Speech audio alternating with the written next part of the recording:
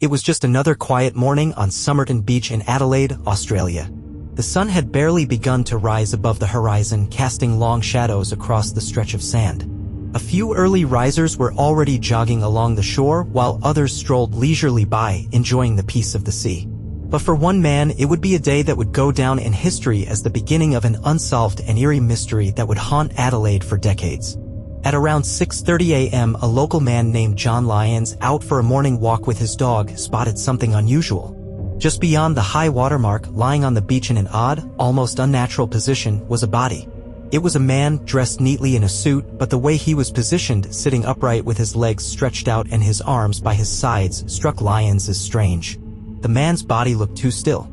Something about the scene felt wrong.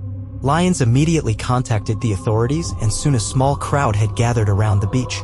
It wasn't long before the police arrived, along with investigators. The body was examined on the spot, and the initial findings only deepened the mystery. The man, later to be known as the Somerton Man, appeared to be in his mid-40s, of average height and build. His appearance was neat, almost as though he had been carefully placed there. He was dressed in a well-tailored suit, dark gray, with a white shirt and a tie. His shoes were polished, and his overall appearance suggested someone who had been dressed with care, not a homeless man or someone who had died in a tragic accident. However, there were no personal belongings on him. No wallet, no identification, not even a name. The investigators were puzzled. It was as if the man had appeared out of nowhere, leaving no trace of his identity behind. The absence of any form of identification was highly unusual. No labels were sewn into his clothes, even though it was common in the 1940s for clothing manufacturers to mark their garments. The scene was eerily devoid of any typical clues one might expect from a body found under such circumstances. There were no signs of violence, no gunshots, no stab wounds, and no obvious trauma. His body had no bruises, no broken bones. Yet, when the investigators checked for signs of poisoning, nothing stood out initially. The man had simply been left there, perfectly posed in a way that felt almost deliberate. But it wasn't just the absence of identification that troubled the authorities. It was what they found next. As they combed through the man's clothing, investigators discovered something strange, a small scrap of paper hidden in a pocket. It was tucked away, folded neatly, and had been carefully concealed. The paper had two words written on it, tamam shud, which, when translated from Persian, means ended or finished. The words were cryptic, but they were significant. They were an obvious clue, but to what? The phrase tamam shud was found to be a reference to the Persian poetry book Rubaiyat of Omar Khayyam, which had been popular at the time. The investigators immediately thought that the scrap of paper might be the key to understanding what had happened. But the mystery deepened. When they searched the man's pockets further, no other papers or items were found to explain his sudden appearance. They also noticed an odd thing about the body's position. The man was sitting up, legs extended, arms by his sides, as though he had been placed there carefully, almost like a person posed for a photograph. There was no sign that he had collapsed or fallen, nor was there evidence of a struggle. His eyes were closed, his expression calm, almost peaceful, giving the unsettling feeling that he had passed away naturally. But how could that be? The scene screamed of something more sinister, a carefully orchestrated death that left no trace. The investigators now had two significant pieces of evidence, the note with tamam shud and the peculiar circumstances surrounding the body's discovery. They needed to find out where the note came from and what it meant. But as they turned to the book from which it had been torn, they found another disturbing clue. The Rubaiyat of Omar Khayyam was an ancient Persian poem filled with themes of existential contemplation and melancholy. It wasn't just a book, but a cultural artifact, popular among intellectuals and literary people during the mid-20th century. The authorities were led to a nearby car, parked near the beach. It belonged to a man named Alfred Boxall, whose name appeared in the local registry. The car was examined, and inside, investigators discovered a copy of the Rubaiyat with the same two words written in the back cover, tamam shud. However, the book also contained more disturbing evidence. On the inside of the back cover, there was a cryptic series of letters and numbers written in pencil. The code was a jumble of seemingly meaningless letters and numbers, yet it was clear that it was not a random scribble. It had to mean something. But what? Alfred Boxall, the car's owner, was quickly located and brought in for questioning. He was a former soldier, and he told authorities that he had given the book to a woman named Jessica Thompson years earlier as a gift. He hadn't seen her since, but he recalled her as being a schoolteacher who lived in the area. Jessica Thompson was not just a passerby in the case, she was somehow connected to the strange and tragic events that had unfolded. Jessica Thompson's involvement was significant because it suggested that there might be a personal connection to the unknown man who had died on Somerton Beach. But Thompson claimed she had never seen the man before and had no idea who he was. She couldn't explain why the book had been returned to her with the cryptic message still inside, nor could she explain why the Somerton Man had been found with her gift in his possession. It was a strange coincidence, one that didn't sit well with the investigators. As the investigation continued, theories began to swirl. Could the Somerton Man have been part of some secret military operation? Was he a spy or a soldier, and if so, what was he doing on that beach dead, with no identification? The cryptic message suggested that the man had been in contact with someone who had a hidden agenda. But there was something else, something unsettling. The body had been found in an area frequented by local residents, yet no one could recall seeing the man before. It was as though he had simply appeared out of nowhere. Days passed and no new leads emerged. The more the investigators delved into the clues, the more the mystery deepened. The more they looked into Jessica Thompson's past, the more questions they had. Who was she really? And what did she know about the Somerton Man? Had she been involved in something much darker? Or was she simply an innocent bystander caught in a web of secrets? The case remained unsolved, but the cryptic nature of the tamam should note the connection to Jessica Thompson and the strange death of the Somerton Man would lead the authorities and the public down a dark and winding path filled with conspiracy theories, hidden messages, and the uncomfortable feeling that the truth was being deliberately kept from them. The enigma of the Somerton Man was only just beginning, and no one could yet guess where it would lead. The discovery of the tamam should note was only the beginning. Investigators were now certain that the death of the Somerton Man wasn't some random, natural occurrence. There was something deliberate, something meticulously orchestrated behind his presence on Somerton Beach. But what was it? The clue, the note, tore at the fabric of their understanding. Tamam should, a phrase meaning ended or finished in Persian, pointed to a poem, a book that spoke to themes of fate and the inevitability of death. But what made the case even more troubling was the connection to Jessica Thompson. She had been the one to give Alfred Boxall the very copy of the Rubaiyat of Omar Khayyam that had been found in the Somerton Man's car, with the cryptic code written on the inside cover. The authorities were left with a chilling question: what was Jessica Thompson's role in this? Could she have known the Somerton Man? Or was there a larger conspiracy at play, something tied to espionage, government cover-ups, or even a covert mission that no one had yet uncovered? Investigators knew they needed to learn more about the Rubaiyat of Omar Khayyam and its significance. The book had been a popular gift cherished by intellectuals and lovers of poetry. But there was something distinctly odd about the copy found in the Somerton Man's car. Not only did it contain tamam should written on the back cover, but also it contained a code, mysterious letters and numbers arranged without any discernible pattern. The book wasn't just a piece of literature, it was a puzzle. The investigators reached out to a cryptographer, someone with experience in code breaking, to assist in deciphering the jumble of letters. The code was unlike anything the cryptographer had ever seen before. There seemed to be no obvious language, no substitution cipher. It was maddening. But the cryptographer, working tirelessly for days, finally deduced something shocking. The code was a complex cipher, a form of substitution that mapped to numbers and letters in an intricate way. Still, it didn't lead to any straightforward answers. Despite the breakthrough, there was no indication of who the Somerton Man was or why he had been carrying such a cryptic message. The letter sequence didn't match any known cryptographic system, which made the whole thing even more perplexing. Someone had gone through a great deal of trouble to leave behind this message, but why? The investigation then turned back to Jessica Thompson, the woman who had unknowingly given the book to Alfred Boxall. Her connection to the mystery couldn't be ignored, and despite her denials, her history in the case was starting to feel less like coincidence and more like design. When investigators first spoke to her, Jessica was a seemingly ordinary schoolteacher, quiet, reserved, and living a relatively unremarkable life in Adelaide. She had no known criminal ties or associations with anything out of the ordinary. But as they dug deeper into her life, more peculiarities began to surface. She was part of a tight-knit, insular social circle, people who were often well-educated and had mysterious or unusual occupations. They didn't seem to belong to any public organizations, but they weren't just simple townspeople either. There were whispers among those who knew Jessica. Some claimed she had been in contact with people who had strange or secretive jobs. Some suggested that she had even been involved with intelligence work during the war, though there was no concrete evidence to prove this. What was most troubling, however, was that her connection to the case seemed to run deeper than she was letting on. Jessica had been vague in her answers about her past, and the investigators had a growing suspicion that she was holding back crucial information. Meanwhile, Alfred Boxall's role became even more ambiguous. The book he had given Jessica was clearly important, yet neither he nor Jessica seemed to understand the significance of the connection.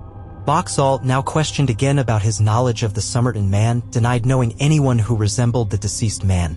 He had been a soldier during the war and had been stationed in various places, but his accounts seemed to lead nowhere specific. The more Boxall tried to explain away his association with Jessica, the more the authorities felt that something was amiss. As days turned into weeks, the focus shifted back to the coded message found in the rubaiyat. What did it mean? The cryptographer had managed to crack a part of the code, revealing that the sequence corresponded to a series of locations, some in Australia, some abroad. The combination of numbers was even more disturbing. It appeared to reference coordinates on a map, places that could have been linked to intelligence operations or military bases. Could the Somerton Man have been involved in espionage? Had he been sent on some covert mission only to end up dead on the beach?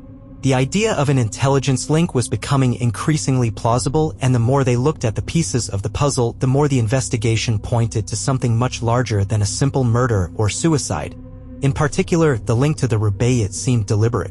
The book's author, Omar Khayyam, was known for writing about fate, life, and death, philosophical themes that took on a particularly sinister tone in light of the Somerton Man's death.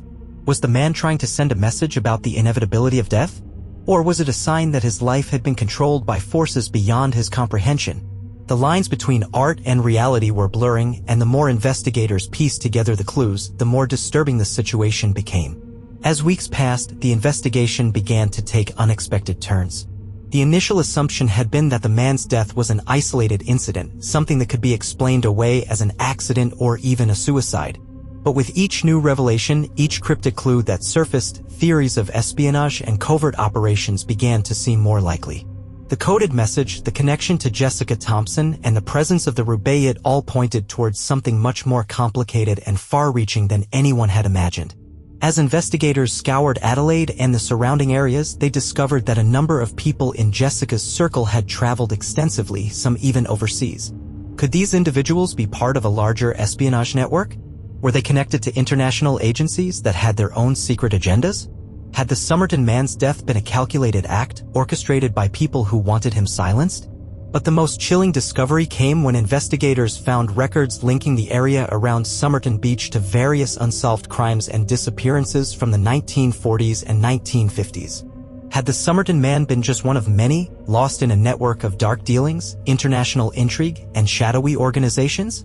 Or was he a victim of something more personal, a betrayal by someone who had known him intimately?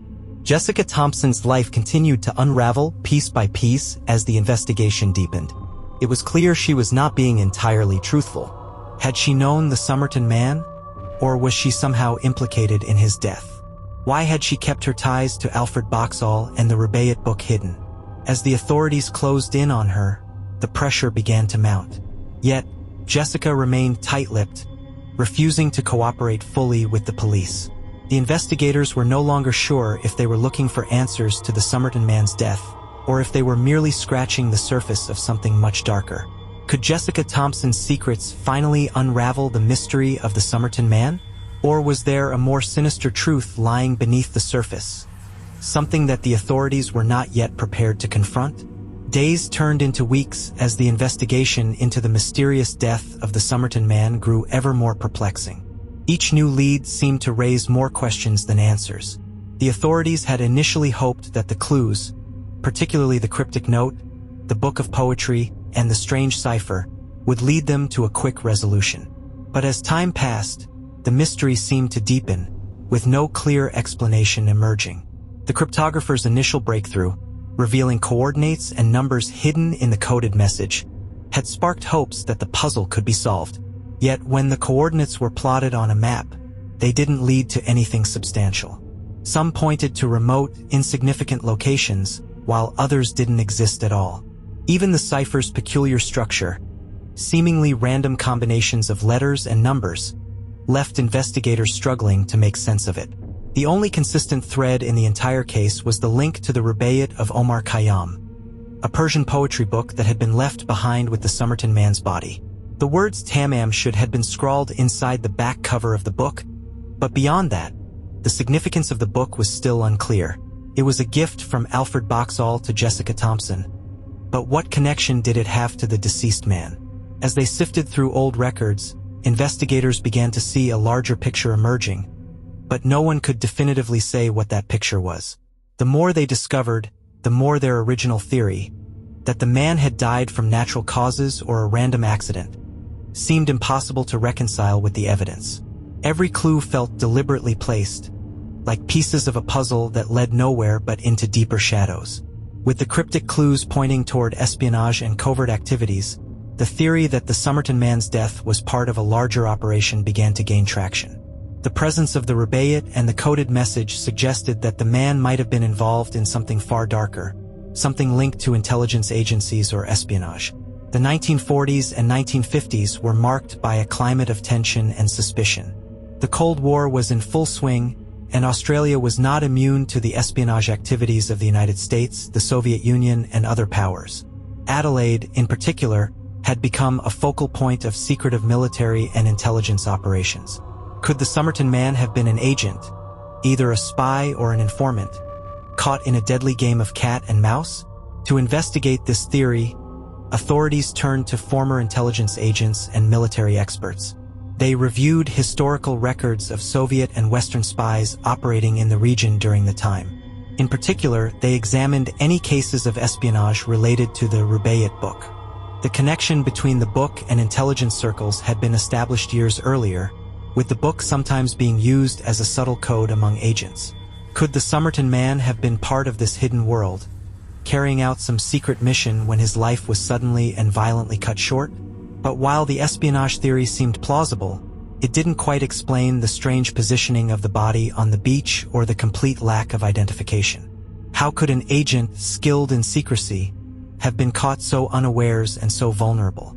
Why hadn't he left any other trace of his identity? One of the most compelling yet frustrating aspects of the case was Jessica Thompson, the woman linked to the rubaiyat book. Her connection to Alfred Boxall had initially seemed like an innocent relationship, a gift between friends. But as investigators delved deeper into her life, they uncovered details that suggested she might know far more than she had been willing to admit. Thompson's life in Adelaide seemed ordinary, but there were inconsistencies. She had moved around frequently, changing addresses more often than was typical. She had also been involved in various social circles, some of which appeared suspicious in hindsight. People who knew her reported that she had an air of secrecy about her, and a few said that she had become increasingly withdrawn in the months before the Somerton Man's death. What was most troubling was her apparent connection to individuals who had disappeared or been involved in strange circumstances, some of which involved military or intelligence services. One of these individuals, a man named Edward Morphy, had been known to frequent the same places Jessica did. He had vanished mysteriously several years earlier, and rumors of his involvement in a secret military program surfaced after his disappearance. Could Jessica have known him? And if so, did her connections to people like Morphy tie her to espionage and covert operations? Was she an innocent bystander, or had she played a more active role in the mystery surrounding the Somerton Man's death? As investigators continued to interview those close to Jessica Thompson, they uncovered new details that seemed to point to her involvement in something much darker than anyone had anticipated. In one interview, a friend of Jessica's admitted to seeing her acting strangely on the day of the Somerton Man's discovery. Jessica had appeared agitated, almost as if she had known something was about to happen. Despite these revelations, Jessica remained adamant in her denials, insisting that she had no idea who the Somerton Man was or why the rubaiyat had been in his possession. Her reluctance to speak further, combined with the increasing number of odd coincidences linking her to the case, left investigators on edge. Was she involved in a covert operation? Was she an unwitting accomplice, or was she the key to unlocking the entire mystery? A new and unsettling element emerged when the investigators began to examine the police records more closely. Several key pieces of evidence had been lost or gone missing during the investigation. The most significant of these was the man's suitcase, which had been found near the beach. When authorities first discovered it, they had assumed it might contain further clues about the man's identity or the circumstances of his death. However, when they later checked the records, they found that the suitcase had mysteriously disappeared from the evidence locker. The police insisted that the suitcase had been properly documented and stored, but no one could explain its disappearance. There was no record of it being destroyed or sent for further analysis. The idea that such crucial evidence could vanish without a trace raised troubling questions. Had someone or something been trying to keep the truth from coming to light? The loss of the suitcase, along with the disappearance of other pieces of evidence, led to speculation that there was more going on than just a straightforward investigation. Could the investigation itself have been compromised? Was someone trying to cover up the truth? By now, the theories surrounding the Somerton man's death had taken on a life of their own. Investigators began to consider the possibility that the death was linked to the broader political climate of the time, perhaps a spy gone rogue or an agent who had outlived his usefulness. Or perhaps, in the most chilling theory of all, the Somerton man had been murdered as part of a larger, more dangerous conspiracy that no one had yet fully uncovered. One of the darkest theories suggested that Jessica Thompson had been the person responsible for bringing the man to his death, either intentionally or through her connection to the intelligence community. Her role, if any, remained unclear, but the evidence against her continued to mount. Could she have known the Somerton man in a more intimate way? Had he been betrayed by someone he trusted? As the investigation continued, it became clear that there was no simple explanation for the Somerton man's death. The mystery had only grown deeper, and the strange coincidences and cryptic messages seemed to point toward a much larger conspiracy, one that had remained hidden in plain sight for decades. But the most terrifying truth of all was this: no one knew what the Somerton man had been involved in, who had killed him, or why. The case remained unsolved, and with each new lead, it seemed that the truth was slipping further and further away. Weeks passed since the discovery of the Somerton man, and the investigation had led to even more dead ends, strange twists, and eerie discoveries. Authorities and cryptographers had worked tirelessly to crack the case, but it seemed the more they dug, the deeper the rabbit hole went, with new, disturbing clues surfacing only to raise more questions. The enigmatic man on the beach remained a ghost, an identity that refused to reveal itself, despite all the efforts of the police. What started as a case of an unexplained death had now blossomed into something far darker and more complex. Rumors of espionage, secretive organizations, and hidden codes now seemed to be more than just speculation. They were taking shape, like an intricate conspiracy threading through every aspect of the investigation. But what was clear to the investigators was that they were no longer just dealing with a simple murder case. Something was at play that was far beyond their comprehension. The discovery of the Rubaiyat of Omar Khayyam book had led investigators to a dead end, the cryptic note with the words Tamam should giving little more than an unsettling clue that didn't seem to fit together with the evidence.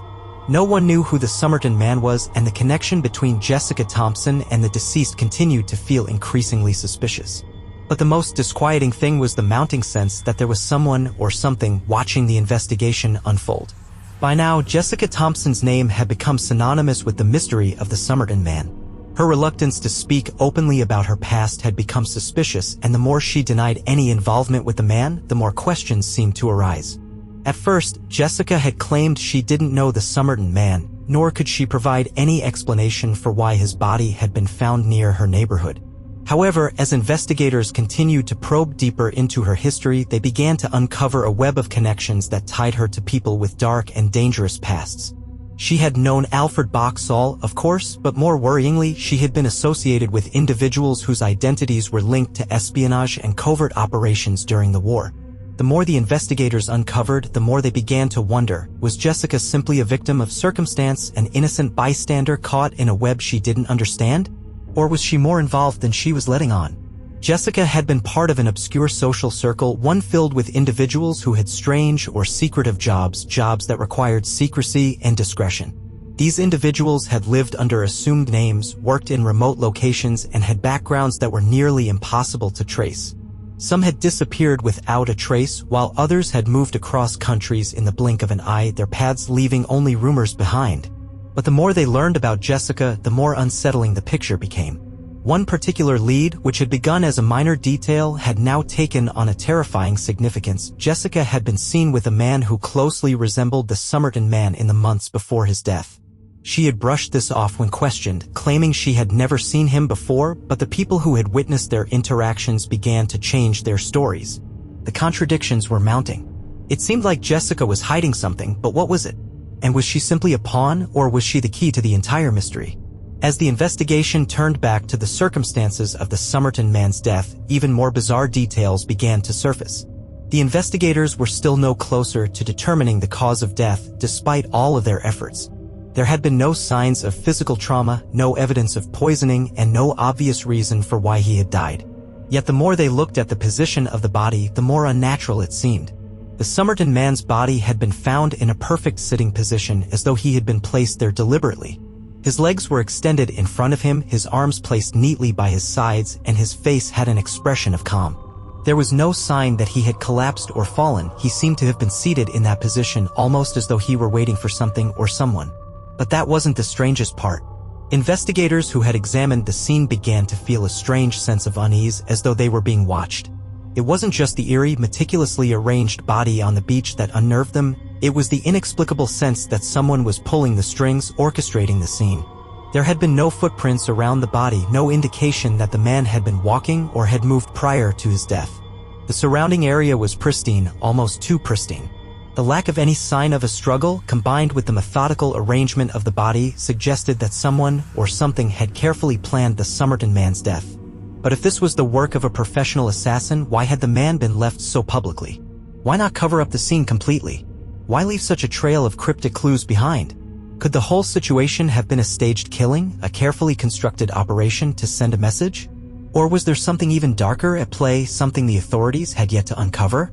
The cipher that had been found in the Rubaiyat of Omar Khayyam continued to be the most frustrating aspect of the investigation. At first, the cryptographers had thought it was a simple code, some form of substitution cipher that could be easily cracked. However, the more they worked on it, the more complicated it became. The code didn't match any known cipher systems, and its structure seemed to defy logic. But then a breakthrough came from an unexpected place. A retired codebreaker who had worked during the war, specializing in deciphering enemy codes, offered a new interpretation. He suggested that the code wasn't just a straightforward cipher, it could be a form of steganography, hidden writing that required a specific key to decode. Using this new approach, the codebreaker was able to break part of the message. What he found, however, was more disturbing than anything the investigators had imagined. The code revealed a series of locations, some in Australia, some overseas, but it also included a name. The name was unfamiliar, but it seemed to reference a person who had lived in the area in the years before the Somerton man's death. This new lead was like a shard of glass cutting through the confusion, but it only deepened the mystery. Who was this person, and how did they tie into the case? Was the Somerton man someone who had been trying to track down this individual? Or had he been sent to silence them? The codebreaker's discovery also suggested a pattern. The locations pointed to areas that were connected to military bases and intelligence networks. Could the Somerton man have been involved in covert operations, and if so, what role had he played in the web of espionage and conspiracy that now seemed to entangle the entire case? As the investigation continued, strange things began to happen. Several investigators reported feeling as though they were being followed, their movements watched. One officer claimed to hear whispers in the corridors of the police station, and another officer felt a sudden chill as he passed a window only to turn around and find no one there. The sense of unease grew. It was almost as if someone or something was deliberately preventing the investigation from reaching its conclusion. The more the authorities dug into the past of the Somerton man, the more they felt like they were stepping into a labyrinth, one that had been constructed to keep the truth hidden. Was someone pulling the strings from behind the scenes? Was there a larger force at work here, one that was determined to keep the Somerton man's true identity buried forever? The case had become more than just a murder mystery. It was now a battle against the unknown, a fight to uncover the truth that seemed determined to stay hidden. And as the shadows of conspiracy deepened, the investigators knew that the key to the Somerton man's death lay somewhere in the tangled web of codes, cryptic messages, and dark secrets that had been carefully concealed for years. But could they uncover it in time? As the investigation into the death of the Somerton man continued to unravel, the weight of the mystery began to take its toll on everyone involved. With every step forward, new questions arose, each more disturbing than the last. Despite the best efforts of the authorities and cryptographers, the investigation had yet to yield a definitive answer. The case that began with the discovery of a body on a beach had now spiraled into a multi-layered enigma, one that refused to reveal its secrets. The cryptic messages in the Rubaiyat book, the strange cipher, and the connections to espionage were now woven together into a web of confusion. The Somerton man's body had been found with no identification, no known motives, and no sign of a struggle. Yet everything about the case seemed deliberate, as though some force had gone to great lengths to conceal the truth. As the investigators pressed on, they couldn't shake the growing sense that they were not in control of the investigation. It was as if the case itself was controlling them. Jessica Thompson's involvement in the case had become more than just a footnote, it had become central to the mystery. For weeks, she had denied any connection to the Somerton Man, but every new lead seemed to point back to her. Her social circle, her mysterious acquaintances, and her ties to Alfred Boxall all seemed to suggest that Jessica knew more than she was willing to admit. Yet Jessica was resolute. She remained steadfast in her refusal to speak further, continuing to deny her involvement. Investigators, exhausted and frustrated, began to suspect that she was hiding something significant, something that could unlock the mystery behind the Somerton Man's death. But the question remained, why would she refuse to cooperate? Was she protecting herself, or was she protecting someone else? Her deflection and secrecy became a focal point for the investigation. As much as the authorities attempted to probe deeper into her past, she remained a difficult and elusive figure, a ghost in the investigation. The cryptic connections to the man found on Somerton Beach, her past, the book, the coded messages, were enough to raise suspicion, but Jessica had a way of slipping past questioning with uncanny precision. It was almost as though she had anticipated the investigation's every move. But the most unsettling part was the absence of a clear motive. If Jessica had been involved in some covert operation, why had she stayed so quiet? Why hadn't she simply disappeared like so many others with dark ties? The resistance to answering even the simplest questions felt like a deliberate act, but what was she protecting? Despite Jessica's continued denials, the growing body of evidence began to suggest an undeniable connection to espionage. As investigators scrutinized the cipher and the cryptic messages, they found more connections to international intelligence networks, specifically to the Soviet Union. During the height of the Cold War, intelligence agencies were active in Australia, and Adelaide was not immune to the shadowy world of espionage. The coordinates found in the code began to lead to more troubling places. Some of the locations referenced military bases that had been active during the 1940s and 1950s. Other coordinates seemed to indicate meeting spots used by agents operating in Australia. The realization that the Somerton Man might have been a spy, a piece in a much larger intelligence puzzle, became harder to ignore. One key breakthrough occurred when a former intelligence officer, now retired and living in the area, came forward with a startling claim. He had seen the Somerton Man before, though not in person. The officer explained that, in the early 1950s, he had intercepted communications from a man who matched the description of the deceased. The intercepted messages had been cryptic, coded, and directed toward an unknown recipient in Europe. The officer suspected that the Somerton Man had been part of a larger espionage network operating between Australia and the Soviet Union. The connection was undeniable, and it made the case more chilling than anyone could have anticipated. But even this lead raised more questions. If the Somerton Man had been involved in espionage, why had he been left dead on the beach with no identification? And why hadn't anyone been able to trace his activities? Had he been a double agent? Or had something gone horribly wrong in his mission? As the investigation progressed, it became clear that the authorities were not working with a complete set of facts. Several key pieces of evidence seemed to have disappeared from the evidence locker, including the suitcase that had been found near the Somerton Man's body. This was the second instance of missing evidence that had caused alarm. What could have happened to the suitcase, which might have contained more clues about the man's identity and background? The loss of this evidence fueled growing paranoia among the investigation team. Some officers began to wonder if they were being actively obstructed either by outside forces or by someone within their ranks. The idea that the investigation was being deliberately hindered began to take root. Could someone be pulling strings to prevent the truth from being uncovered? Were there people with vested interests in keeping the Somerton Man's identity and his death hidden from the public? Officers working the case began to feel the weight of this suspicion. Some reported strange occurrences during the investigation, including inexplicable phone calls, odd encounters with strangers, and moments when they felt like they were being watched. A few even claimed to have been followed home. Were these simply the product of an overactive imagination, or was something more sinister at play? A sense of foreboding hung over the investigation like a dark cloud, and the deeper the team dug, the more they felt as though they were being pulled into a vortex of secrecy and deception. The more the investigation stretched into murky waters, the more the Somerton Man seemed to be a pawn in a much larger, more dangerous game. It was at this point that an unexpected turn in the investigation occurred. A well-known local psychic, famous for her ability to connect with the spiritual world, came forward and offered to help. While skeptical, the authorities agreed to meet with her, hoping that any insight, no matter how unorthodox, could shed light on the case. The psychic, who had previously worked on several high-profile cases in the area, claimed to have felt a strong connection to the Somerton Man spirit. She described vivid visions of a man who had been trapped in a web of secrets, torn between his loyalty to an unnamed organization and his own moral compass. The man's death, she said, had not been an accident. It was orchestrated, planned meticulously by those he trusted. What was most disturbing, however, was the psychic's claim that the Somerton Man had been trying to escape something far darker than espionage. She described an organization so secretive that it operated outside the bounds of any known government. She spoke of a shadowy group that had used people like the Somerton Man for years, manipulating them and erasing their identities once they were no longer useful. The psychic believed that the man had been hunted, targeted for elimination, and that his death had been a message, a warning to others. While the psychic's words were dismissed by some as nonsense, others began to wonder if there was some truth in her claims. Could the Somerton Man have been a victim of a far-reaching conspiracy, orchestrated by a group with far greater power than anyone could imagine? With the investigation at a standstill and the growing paranoia among the team, authorities made one final push to uncover the truth. They returned to Jessica Thompson, believing that her knowledge of the Rubaiyat and her connection to Alfred Boxall were the key to solving the mystery. The authorities questioned her again, but this time they came prepared with the full weight of the evidence.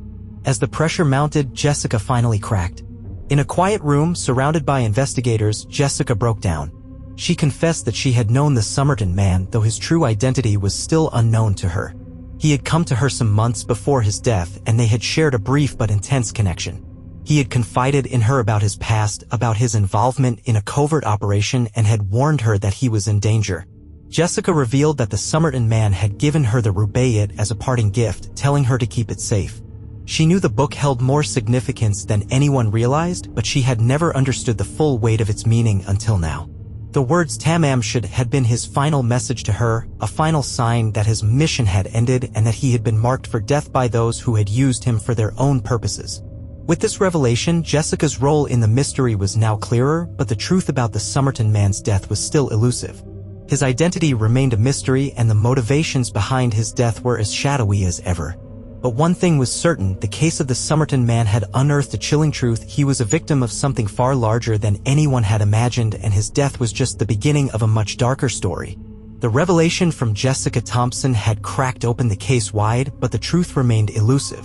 Despite her confession, no clear answers were found regarding the identity of the Somerton Man or the full extent of the conspiracy that had ensnared him. The pieces of the puzzle were all there, but they didn't seem to fit together. And as the investigation dug deeper into the shadowy world of espionage and covert operations, the true nature of the mystery began to reveal itself as something darker and far more supernatural. The cryptic code, the mysterious connections, and Jessica's cryptic words about the Somerton Man's mission all pointed towards something far more dangerous than anyone had anticipated. The psychic's warnings and the growing paranoia within the investigation team only added to the mounting sense of dread.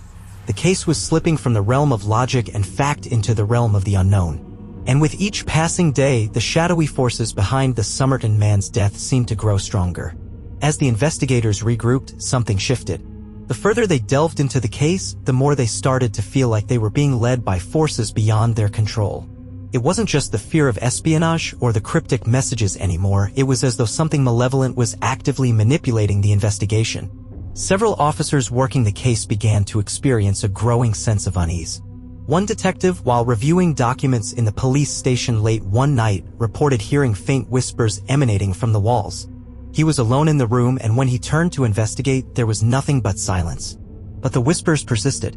Another investigator claimed to feel an overwhelming coldness as he looked over the Somerton Man's autopsy reports, his fingers seemingly frozen as they traced the words on the page. Some began to speak in hushed tones about the house where Jessica Thompson had lived, which had once been a gathering place for various individuals with unclear ties to espionage. A few officers reported feeling as though they were being watched as they passed by her house, even though no one was visible. Were these just coincidences? Or was something more sinister at work? Jessica Thompson, meanwhile, had begun to act increasingly agitated. She had always been reticent about her involvement in the case, but after the confession she seemed to withdraw into herself even more. She became deeply introspective, and those close to her noticed she was no longer the same person. It was as if the weight of the truth had begun to bear down on her in a way that was both physical and psychological. One evening, after a long day of questioning and analysis, Jessica confided in a police officer.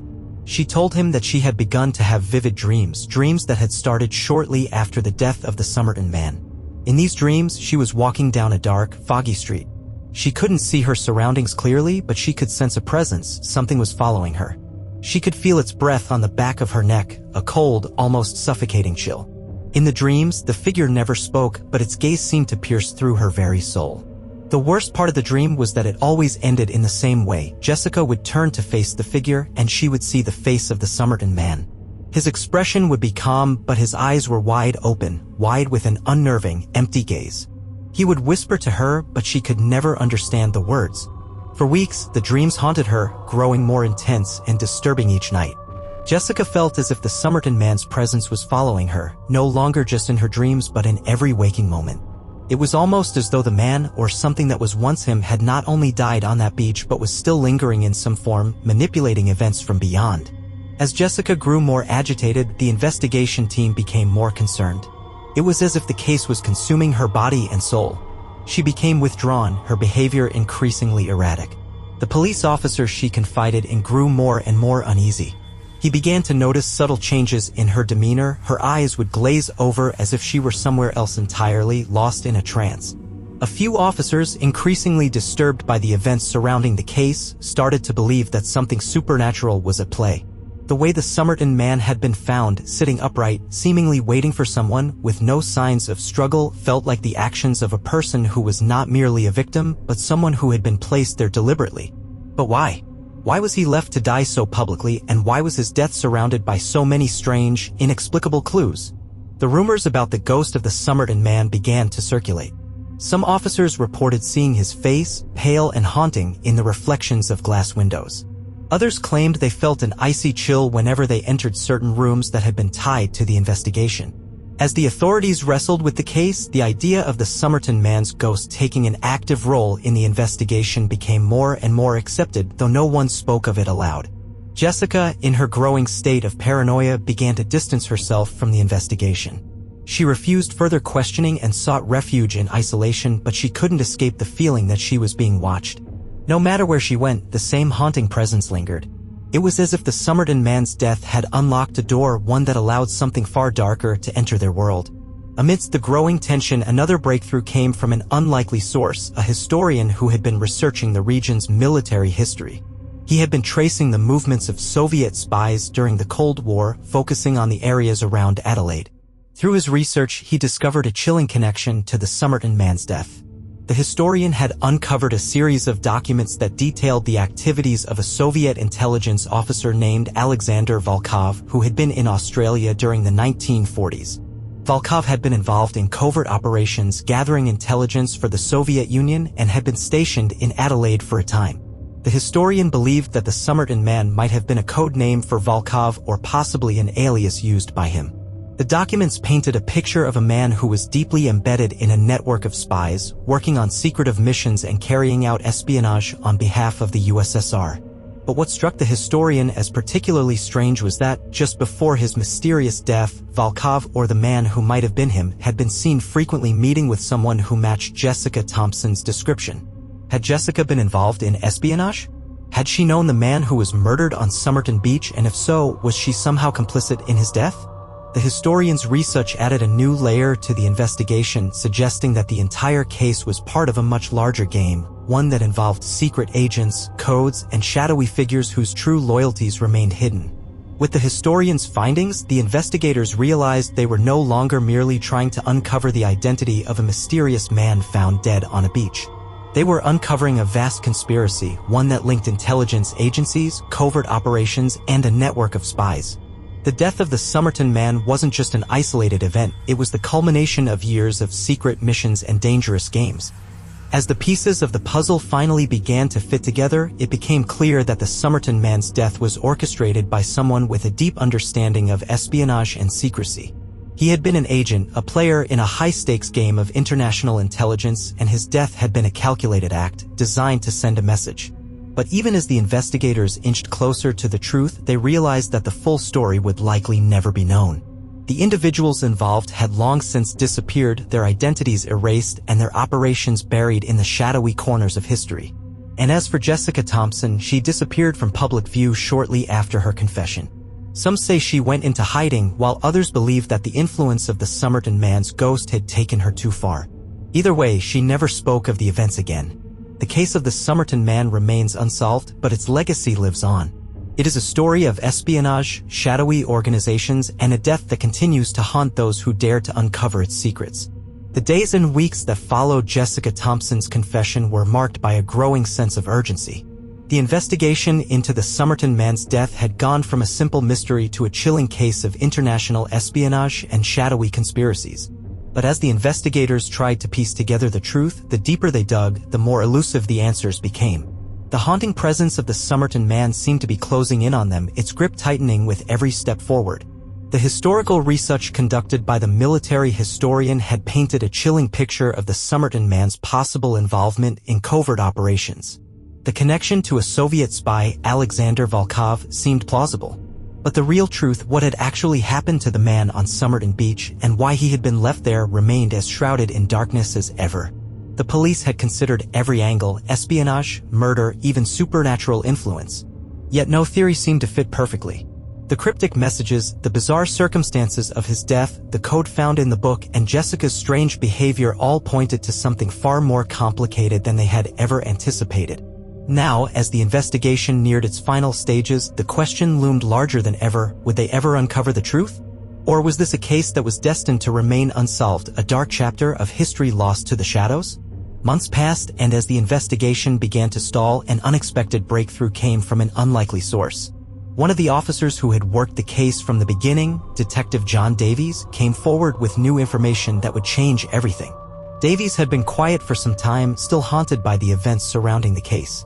But one evening, over drinks at a local bar, he confided in a colleague. "I think I know who the Somerton Man was," Davies said, his voice steady but full of conviction. His colleague, Officer Reynolds, looked at him skeptically. "What do you mean? We've been at this for months, Davies. We're no closer to the truth than when we started." Davies lowered his voice, glancing around nervously to ensure no one else was listening. "I think the Somerton Man was a man named Edward Morphy." The mention of the name caught Reynolds off guard. "Edward Morphy? The one who disappeared? You think he was the Somerton Man?" Davies nodded slowly. "Yes. I've been going through the files and something just clicked. Morphy was involved in a covert operation during the war. He had ties to Soviet agents, and his disappearance was never fully explained. But what if he didn't disappear? What if he was killed? What if he was the one the Russians wanted to silence?" The more Davies spoke, the more Reynolds began to believe him. Morphy's name had been mentioned in passing during the investigation, but it had never been considered seriously. However, the pieces Davies was connecting began to make sense. Morphy had been in Adelaide at the time of the Somerton Man's death, and his disappearance was shrouded in mystery. The connection to espionage was undeniable. It was possible that Morphy had been part of a Soviet sleeper cell operating in Australia, and his death on Somerton Beach had been a calculated act to silence him. Davies' revelation sent shockwaves through the investigation team. They had a new lead, and it seemed like the missing puzzle piece. They needed to dig deeper into Morphy's past and uncover his connections. The fact that his name had never been fully pursued felt like a missed opportunity, but there was no time to waste. They had to act fast before the investigation was derailed again. Detectives Davies and Reynolds began to pore over the records of Morphy's life, and what they found was chilling. Edward Morphy had been a man of mystery, a quiet figure who kept to himself and moved between various countries during the war. His official records showed little, and his connections to any intelligence networks had been carefully erased. Yet, the deeper the detectives dug, the clearer it became that Morphy had been involved in secret operations with Soviet agents in Australia. Morphy's connection to Jessica Thompson also became more apparent. She had known him well, though she had been reluctant to admit it. The officers now believed that Jessica had been caught in a complex web of espionage, forced to hide the truth in order to protect herself from the forces behind the Somerton Man's death. She had been used as a pawn in a much larger game, a game that had cost Morphy his life. But as the investigation delved deeper into Morphy's past, more disturbing facts began to surface. It seemed that Morphy had not just been involved in espionage, he had been an active participant in a covert operation that had gone horribly wrong. Morphy had been double-crossed, and his death on Somerton Beach was part of a larger effort to eliminate a liability. The more Davies and Reynolds uncovered, the clearer it became that Morphy's death wasn't a random act. It was the culmination of years of espionage, betrayal, and political maneuvering. The Somerton Man had been more than just an intelligence agent, he had been a man caught in the crossfire of a war that had been fought in secret for years. His death was a message, one that had been carefully planned and executed. The pieces of the puzzle were finally beginning to fit together. The connection to espionage, the cryptic messages, and Jessica's involvement all pointed to the same conclusion. The Somerton Man had been Edward Morphy, a man who had been caught in a deadly game of international espionage. His death was no accident, it had been orchestrated by those who had once trusted him. But the final twist came when they examined the documents found in Morphy's possession, which had been carefully hidden in the Rubaiyat book. As the investigators pieced them together, they uncovered something unexpected. One of the coordinates from the code led them to an obscure, remote location in the Australian outback, a place that had been used by the military during the war for secretive operations. At that location, they found something that would forever change the course of the investigation, a hidden bunker, long abandoned and forgotten by the authorities. Inside, they found a treasure trove of documents, photographs, and classified materials. It was clear that Morphy had been involved in a network of spies and agents, and the evidence pointed to a large-scale operation that had been kept hidden from the public. The documents were damning, but they also raised new questions. Who else was involved in this network? And why had the authorities never uncovered it before? The files suggested that Morphy had been part of a larger operation aimed at gathering intelligence and suppressing dissent, and his death had been the result of a betrayal from within his own ranks. As the investigators reviewed the final pieces of the puzzle, they came to a chilling conclusion. The Somerton Man's death was not the end of the story, it was just the beginning. The secrets of the Somerton Man's life and his death were part of a much larger conspiracy that had remained hidden for decades. And as the truth began to unfold, it was clear that the forces behind the mystery were not done yet. With the discovery of the hidden bunker and the wealth of classified materials inside, the investigation into the death of the Somerton Man, now confirmed to be Edward Morphy, had reached its most critical juncture. But even as the authorities were uncovering new and damning evidence, they were still unable to answer the one question that haunted them all: who killed him and why? The bunker had revealed an elaborate network of spies, covert operations, and secret meetings, but it had also confirmed what many had feared: Edward Morphy had been a pawn in a much larger game. He had been used by both sides in a deadly dance of espionage, his loyalty bought and sold, his life expendable. His death on Somerton Beach was the final chapter in a long history of betrayal, manipulation, and danger that spanned continents and decades. Yet, as investigators pored over the documents, photographs, and communications found in the bunker, they realized that this was only a small piece of a much larger puzzle. The forces behind Morphy's death were far more powerful, far more influential than anyone had imagined. And they were still operating in the shadows, pulling strings and controlling the narrative from behind the scenes. The bunker's contents weren't just a relic of the past, they were a chilling window into a present-day conspiracy that was still very much alive. Some of the documents pointed to a series of meetings between Morphy and key figures in both Western and Soviet intelligence networks. But more troubling were the files detailing who had attended these meetings. Some of the names were familiar: high-ranking officials, military leaders, and diplomats. But there were others, anonymous names and encrypted messages, that suggested the existence of a shadowy faction operating independently of both superpowers. This faction, as it turned out, had its own agenda. They weren't bound by the Cold War or the interests of any one nation. Instead, they were interested only in maintaining control over a web of intelligence that spanned continents, manipulating both sides to further their own mysterious goals. And it seemed that Edward Morphy, once an agent for the Soviet Union, had become entangled in their machinations.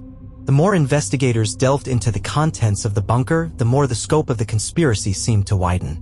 Morphy had likely been a part of this rogue faction, used as a messenger or operative for a larger, far-reaching network. His death, it now seemed, was not just a random act of violence. It was a calculated move by those in power, designed to eliminate a liability and send a message to anyone who dared cross them. But who were these shadowy figures? And what did they want? More importantly, how far did their influence extend? As the investigation into the rogue faction deepened, investigators were left with more questions than answers. The documents found in the bunker were filled with encrypted communications, but there was one thing they made abundantly clear: Morphy had been betrayed by those he trusted most. The tragic reality began to unfold as it became clear that Morphy had been set up. He had become a pawn in a deadly game of espionage, caught between multiple intelligence agencies and the rogue faction that sought to control him. Evidence suggested that he had been sent to Adelaide as part of a mission to pass on crucial information, but as often happens in the world of espionage, Morphy had unknowingly outlived his usefulness. The conspiracy to silence him was methodical. First, the rogue faction had erased any trace of his identity, ensuring that if he were caught, there would be no record of who he really was. They planted false leads, leaving the authorities confused and unable to identify him. Then they waited for the right moment to act, ensuring that Morphy was exposed and vulnerable. And finally, they killed him on Somerton Beach, making sure that the message was clear. But the killing wasn't just about silencing Morphy, it was also about sending a warning. Whoever controlled the faction behind his death wanted to ensure that no one would ever uncover the truth about their operations. The mystery surrounding the Somerton Man's death had been carefully crafted to leave behind just enough clues to intrigue and enough disinformation to confuse. As investigators pieced together more information, one name continued to haunt them: Jessica Thompson. While the link between her and Edward Morphy was now clear, the nature of her involvement remained murky. She had been a key part of the puzzle all along, but it was still unclear whether she had been a victim of the conspiracy or an active participant in it. Jessica had confessed to knowing Morphy, but her reluctance to divulge more information raised suspicions. Had she been complicit in his death? Or had she, like Morphy, been used by the same forces, trapped in a game she didn't fully understand? The investigators were now more certain than ever that Jessica had played a role in the Somerton Man's life, and potentially his death. She had been closely tied to the spy networks, and the nature of her relationship with Morphy suggested that she had been an integral part of his covert operations. However, the investigation had yet to uncover her true intentions. Was she protecting someone? Was she trying to distance herself from the dangers she had been involved in? Some investigators believed Jessica had been manipulated, forced to keep silent in order to protect herself. Others, however, began to suspect that she might have been part of the larger conspiracy all along. But no one could prove anything definitively. Jessica had gone quiet, refusing to cooperate further, and her disappearance from the public eye only added to the mystery surrounding her. As the investigation reached its final stages, it became clear that there would be no simple resolution to the case. The death of the Somerton Man, now identified as Edward Morphy, was the result of a conspiracy so intricate and far-reaching that it was almost impossible to trace. The rogue faction that had orchestrated his death was powerful, well-connected, and deeply hidden in the shadows of international espionage. Their motives were unclear, their identities unknown, and their operations too secretive to uncover. But as the final pieces of the puzzle were laid out, the investigators came to a haunting realization: some mysteries were never meant to be solved. The conspiracy that had led to Morphy's death was just one part of a larger, more terrifying world of covert operations and shadowy organizations. And while they had uncovered parts of the truth, there was no way to know the full extent of the forces at play. The Somerton Man's death was a message, but the message was meant for those who were willing to look, but not for those who could ever hope to understand. The conspiracy was designed to be unsolvable, and the truth was buried too deep to ever reach the surface. The haunting nature of the case, its unanswered questions, and the eerie way it had seeped into the lives of those involved, left a lasting impression on everyone. The investigation into the Somerton Man's death was officially closed, but its legacy would live on, a shadow over the lives of those who had tried to uncover the truth. And as for Jessica Thompson, her fate remains unknown. Some say she vanished into obscurity, while others believe she was silenced by the same forces that had killed Edward Morphy. One thing is certain: the case of the Somerton Man would never truly be solved. The secrets that had been buried so deeply in the shadows were meant to stay there, hidden forever. Months had passed since the investigation into the death of the Somerton Man had officially closed. The case, filled with unanswered questions, had left more mysteries than it had solved, and the questions surrounding the man's identity continued to haunt Adelaide. The Somerton Beach became an eerie landmark, with people visiting to try and understand what had happened, but leaving with more dread than answers. The unsolved mystery had become a part of the town's folklore, a dark chapter that refused to be erased. The police had formally declared the case closed, but the impact of the investigation lingered. Detectives who had worked on the case could not shake the feeling that they had been drawn into something far darker than they had anticipated. The conspiracy surrounding Edward Morphy's death, the shadowy figures involved in his life, and the enigmatic presence of Jessica Thompson. None of it had been completely explained. But the case was deemed too convoluted to pursue any further, and the authorities decided that the truth of the Somerton Man's death would remain buried. However, there were some who could not let go. Former detectives, journalists, and amateur sleuths continued to delve into the mystery, fueled by the eerie atmosphere that surrounded the case. The more they tried to uncover, the more it became apparent that there was something sinister at play, something beyond human understanding. As time went on, the most unsettling part of the case became clear. There was no clear motive for the Somerton Man's death. Everything about the case was contradictory. The man had been part of a covert intelligence network, but he had been killed so publicly, leaving behind a trail of cryptic clues and an unsolved code. The shadowy faction behind his death had no clear face, and their motives remained elusive. The lack of identity in the Somerton Man, the lack of closure for his family, and the lack of any concrete answers left a gaping wound in the investigation. Some investigators speculated that the death had been a simple murder, but others, who had looked deeper into the case, believed that the Somerton Man had been silenced because he knew too much. The code in the rubaiyat was not just a message, it was a warning. His death was a reminder that some things should remain secret, no matter the cost. The ultimate tragedy was that no one could say with certainty who the man had really been. His name, his purpose, and his story were all lost to history. The only thing left was the haunting image of his body, found on the beach in the early hours of the morning, and the cryptic words of Tamam should that remained forever tied to his death. Jessica Thompson, once at the center of the investigation, had vanished from the public eye. After the last confession about her relationship with Morphy, she had disappeared, leaving no trace. No one knew whether she was in hiding, silenced by those who wished to keep the conspiracy buried, or whether she had simply chosen to disappear to escape the haunting grip of the case. Her silence fueled further speculation. Was she part of the network that had orchestrated Morphy's death? Had she been a pawn, manipulated by more powerful forces, or was she simply another victim, caught in the web of espionage and betrayal? For those who continued to investigate, Jessica Thompson became a symbol of the case's darkest secrets. Was she the key to unlocking the mystery, or had she been silenced before she could reveal the truth? The absence of any concrete answers surrounding her fate only added to the mystery. The investigators, still unable to trace her movements or find her whereabouts, wondered if Jessica had escaped the reach of the conspiracy, or if something far more sinister had happened to her. But as with the Somerton Man's death, no one could say for sure.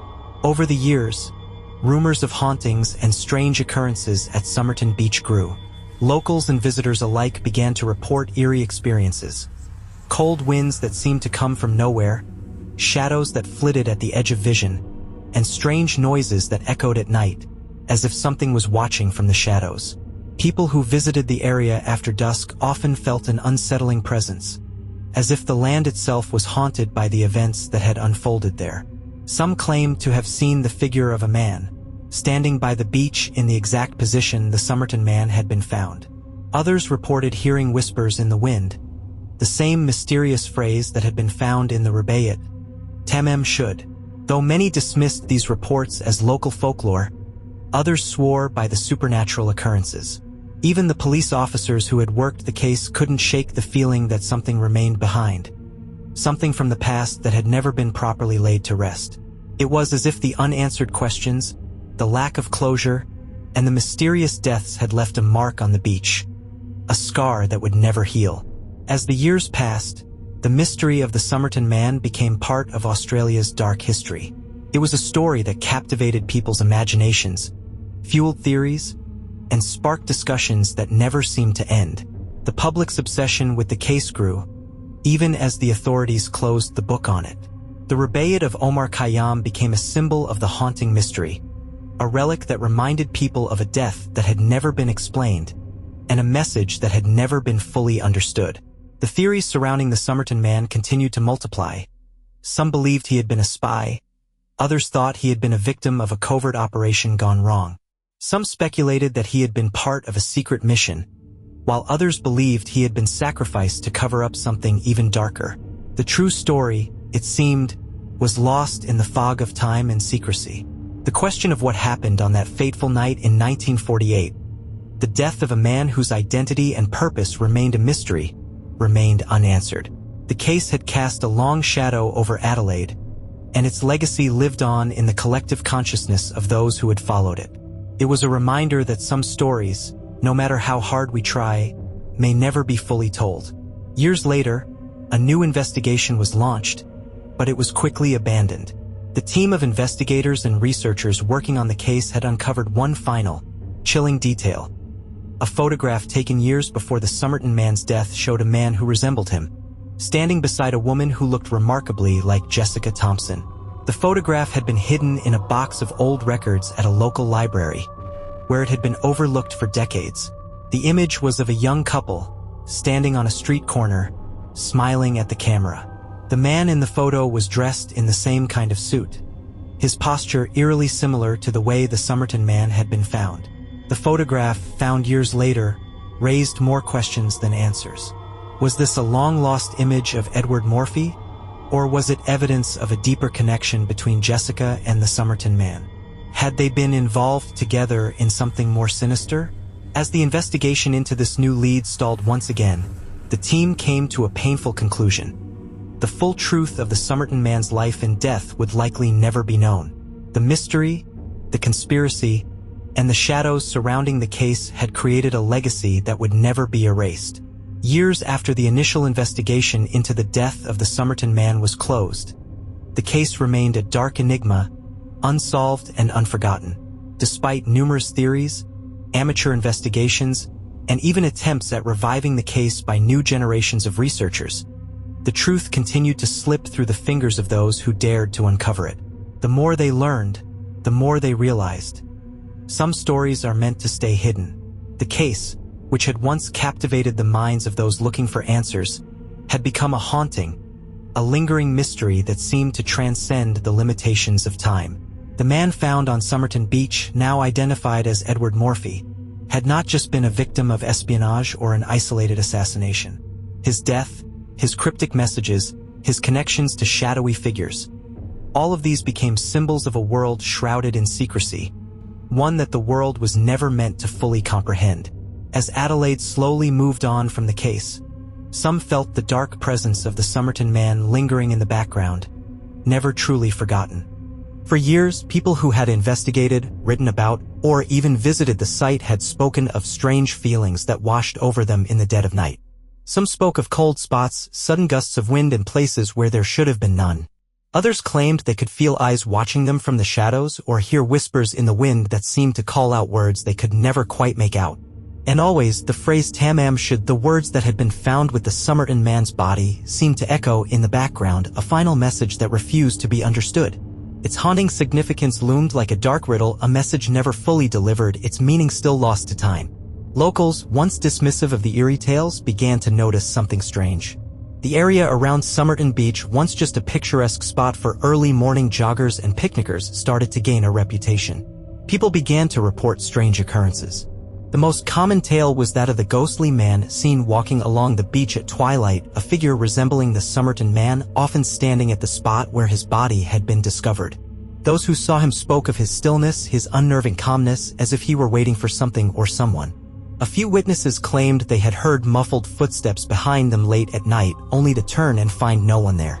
Others reported a sudden and inexplicable chill that seemed to permeate the air even on warm summer nights. Some of the older residents swore they had seen a figure standing by the water's edge, gazing out into the sea just before vanishing into the mist. Even more unnerving were the accounts of visitors who claimed to feel an overwhelming sense of dread while on the beach. Some said it was as if the land itself was holding its breath, waiting. Others reported vivid dreams of a man with cold, lifeless eyes standing near the water, his figure blending with the mist. These visions were sometimes accompanied by a strange whispering sound, like the wind, but impossible to ignore. Those who dared to investigate further often found that the beach was not as peaceful as it first appeared. The closer they came to the spot where the Somerton Man had been found, the more intense the feelings of unease grew. The hairs on the back of their necks would stand up, their steps would become slower, and the air would seem to grow colder. Many who ventured too close claimed to feel an invisible barrier, as though the place itself was resisting their presence. Though the case of the Somerton Man had been closed, the obsession with it never really faded. The theories about his death continued to grow, each new interpretation feeding into the ever-growing legend. The idea that the Somerton Man had been involved in espionage remained one of the most popular, yet it was only part of the truth. It became increasingly apparent that his death was not simply the result of a covert mission gone wrong, but a carefully orchestrated event involving a network of shadowy figures not just from one nation but spanning across multiple agencies. The newly uncovered documents that had been found in the hidden bunker pointed toward a much larger network, an international syndicate operating outside the bounds of traditional espionage. The individuals involved were part of a highly secretive faction, one that had its own agenda, separate from both the Soviet Union and the West. Their motives remained unclear, but their reach was vast. Edward Morphy, or the Somerton Man, had been a part of this network, a pawn who had eventually been discarded. The cryptic messages and the coded language found in the rubaiyat were not just messages between spies, they were part of a larger scheme, one that had led to Morphy's death and the subsequent cover-up. The Tamam should know it was the final act of a man who had known too much and had been eliminated for his knowledge. His death was a warning both to those within the network and to anyone who might uncover the secrets that had been buried with him. And while the case seemed to have been put to rest, the dark forces behind the events continued to remain hidden in the shadows, unacknowledged but always present. One final revelation emerged from a long-forgotten letter.